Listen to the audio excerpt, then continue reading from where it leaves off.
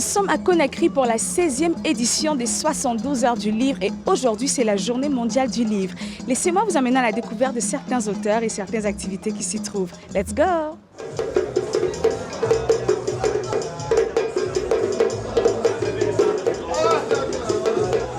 Alors là, je suis avec Joëlle Épée, autrice de bande dessinée. Elle a énormément de casquettes. Que représente le livre pour toi? Ça a été ma fenêtre sur le monde pendant toute ma petite enfance. C'est quelque chose d'essentiel, surtout en plus dans nos pays où on a les coupures de courant, parlons de la vraie vie. Mon téléphone peut être déchargé, mais le livre est une valeur sûre. Et pourquoi avoir choisi la bande dessinée? On va dire que ça s'est plus ou moins imposé à moi parce que la bande dessinée a ceci de particulier, c'est qu'elle allie le texte et l'image dans une forme de narration où en lisant des mots, on entend des sons accompagnés d'une image. Alors, je suis avec Djaïli Amadou Ama, l'une des plus grandes écrivaines du continent. Quelle est la place du livre dans votre vie, dans votre cœur? Eh bien, moi, je peux vous dire avec toute la gravité nécessaire que le livre m'a carrément sauvé la vie. Quand j'ai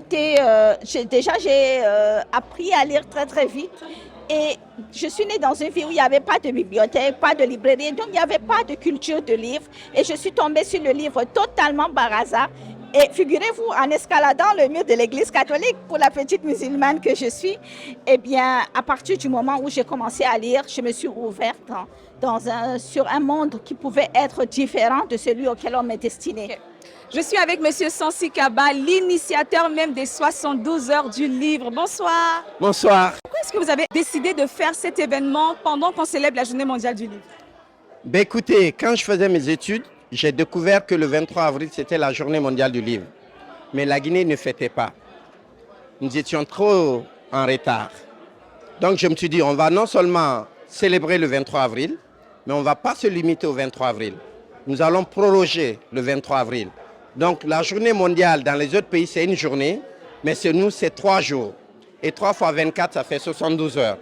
Donc les 72 heures, c'est pour célébrer la journée mondiale en Guinée, rajouter 2 jours pour que les Guinéens se mettent à la lecture, à l'écriture, pour rattraper le retard. Pourquoi est-ce que pendant cette édition, vous avez décidé d'associer les jeunes et les enfants? Ben écoutez, il faut les faire rêver.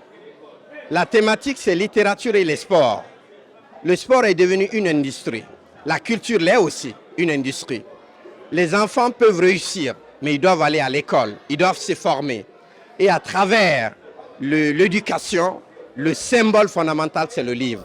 Littérature et sport, c'est le thème de cette 16e édition des 72 heures du livre avec Muntu.